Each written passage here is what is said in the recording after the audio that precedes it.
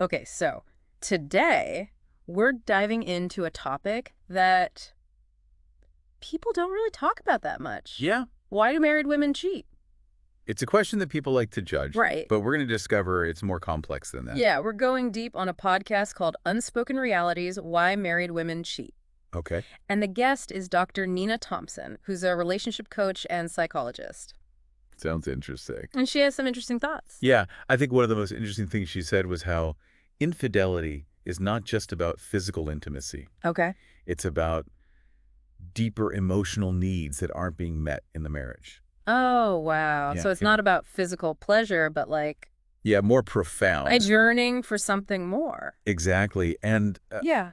she uses this analogy of a woman who has given so much time and energy to her family and her work Yeah. that she has lost herself. Right. Yeah. And over time, she feels like she's trapped in a role that isn't who she really is. So she's lost herself in marriage and motherhood. Exactly. What? And so infidelity can be like a way to rediscover herself. Oh, wow. I never thought of it that way. Yeah. So it's not about betraying her partner, but trying to reconnect with herself. Yeah, you could see it that way.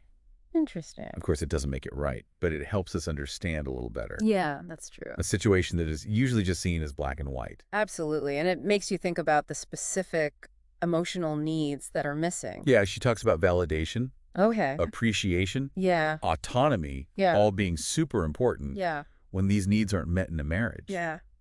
You just feel empty. You feel dissatisfied. Yes. It's like that saying. What is it? You can't pour from an empty cup. Yes. If you're not fulfilled in your relationship, Yeah. you might look for it elsewhere. You might cross lines that you never thought you would cross. Right. And Dr. Thompson had an important point about that. What's that? She said, judging someone without understanding why they made that choice. Is Right. simplistic and unfair. Yes. Yeah. We don't always look at the whole picture before we judge. Exactly. It's Yeah. rarely a clear-cut case of right and wrong. It's more complicated than that. Exactly. You got to understand what's really going on. So if we're talking about unmet needs, Yeah. how does that connect to societal expectations? That's a good question. Yeah. And she addresses this in the podcast. Okay. Women are constantly told what a good wife and perfect mother looks like. Oh, I know. Right. It's like you have to be amazing at everything. And never show weakness. Exactly. So much pressure. So much. For women, it can be a lot of internal conflict. Yeah. Especially if they're already feeling drained. Yeah, it's like a double bind. Yeah. Be everything to everyone, but don't take care of yourself. Right. And that's where having a connection outside the marriage can be appealing. I see what you mean. It's an escape, a chance to be seen for who they are. Not just the roles that they play. Exactly. It's a risky thing to do, but I can understand why someone would be tempted.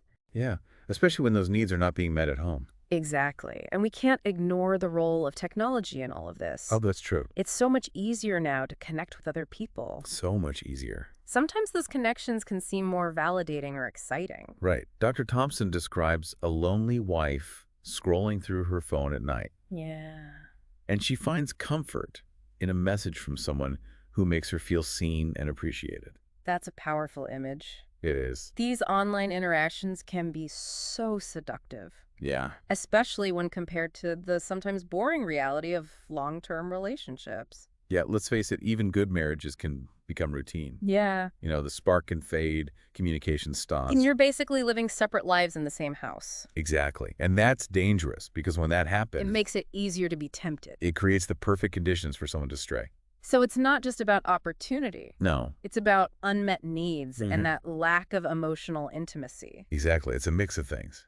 And we have to look at the whole picture before we judge. Exactly. This is making me think in a whole new way. It's complicated, isn't it? It is. There's so much more to uncover here. I agree. Let's keep going. Let's unpack this even more. Yeah, there's so much more to this story. Stay with us. We're just getting started. This really makes you think about all those expectations we have about marriage. Right. Like we go in thinking everything will be perfect. Yeah, and people change so much over time. Exactly, if those changes aren't addressed. That's where you see those disconnects start to happen. Exactly. And Dr. Thompson says infidelity can be a sign of something bigger, Like what? a breakdown in communication and understanding. Oh, so it's like a wake-up call. Yeah, a really unpleasant one. Right. But it makes couples face the problems they've been ignoring. So what does she suggest if someone's thinking about cheating? Well, she doesn't say it's okay, Right. but she gets why someone might feel that way. Yeah. And she says the most important thing is to talk. Talk to their partner. Exactly. If you're feeling neglected Right. or like you're losing yourself, tell your partner. Yeah, but sometimes talking is the hardest thing to do. Oh, I know, especially when things are already bad. Yeah. That's when therapy can be a good option. Like couples therapy. Exactly. Someone to help you have those conversations. Yeah, a neutral party so no one feels judged. Right. Even if the problems seem huge, Yeah. therapy can help you figure things out. Whether that means staying together or not. Right. It's important to remember there are real people involved. Of real feelings. Exactly. And, Dr. Nina mentioned self-discovery. Right. You don't have to hurt someone else to rediscover yourself.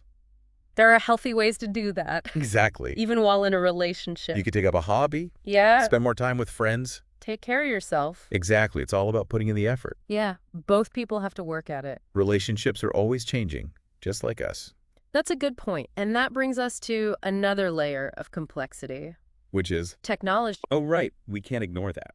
How has that changed things? Well, social media and dating apps have completely changed relationships. Yeah, you're constantly connected now. And that's not always a good thing. Right. Dr. Thompson said that for some people, these platforms are a way to escape their marriage. It's like a fantasy world. Right. You can be whoever you want online. And get all the validation you're not getting at home. Exactly. Especially if you're feeling invisible in your relationship. That makes sense, but it's kind of a dangerous game, isn't it? Yeah, it might feel good for a little while. Right. But you're not really dealing with the problem. You're just avoiding it. Yeah, like putting a Band-Aid on a broken leg. That's a good way to put it. You have to fix the root of the problem. And that means talking, like Dr. Thompson said. Exactly. If you're not happy, tell your partner. Don't look for a quick fix online. Exactly. That just leads to more pain in the long run. That makes sense, and it's important to remember that technology isn't the problem. It is how we use it. Right, it's a tool. Exactly. We have to use it responsibly. And with good intentions. Right. We can't forget about the basics. Like what? Honesty, communication, respect.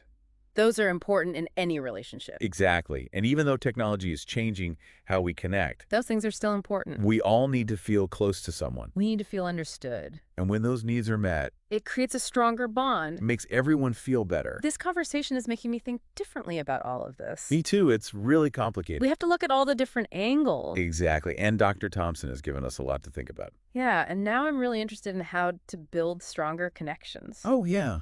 Let's talk about that. Dr. Thompson had some good advice about emotional intimacy. And how to create a stronger foundation for a lasting relationship. Okay, let's dive in. This is going to be good. Stay with us. We're going to talk about the real stuff. The stuff that matters. One thing that really stuck with me from Dr. Thompson was that idea of really seeing each other Oh, yeah. Like really seeing each other. in a relationship. Not just looking at them. Right. It's about understanding what's going on inside. Their needs, their wants, even their fears. Exactly. It's like you're on the same wavelength, Yeah, you recognize their experiences even if you don't totally get them. And she talked about emotional intelligence. Okay. Being able to understand your own feelings, Yeah. but also see things from your partner's point of view. That's so important for a strong relationship. It is. It creates a space where you can both be honest. Yeah, you can be vulnerable without being judged. And when you have that kind of connection, You're less likely to look for it somewhere else. yeah, because you're already getting what you need. So it's like preventing problems before they even start. Right. You're investing in the relationship. And it doesn't have to be some big romantic gesture. No, it's the little things. Like what? Just listening when your partner is talking. Putting your phone down? Saying thank you for the little things. Yeah, showing that you appreciate them.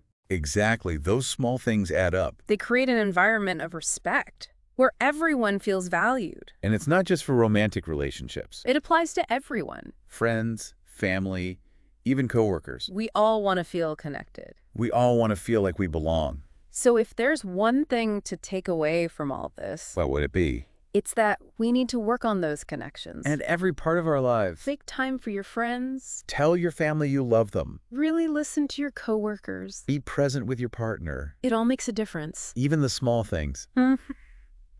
This has been such a great conversation. And I know it really made me think. I'm seeing things in a whole new light. Yeah, we really unpacked some stuff. Talked about expectation, Oh, vulnerability. about the power of connection. It's all connected, isn't it? It is. So as we wrap up this deep dive, Yeah. I want you to think about one thing. Okay. What's one small thing you can do today? To make your relationship stronger. That's something for all of us to think about. Until next time. Keep exploring.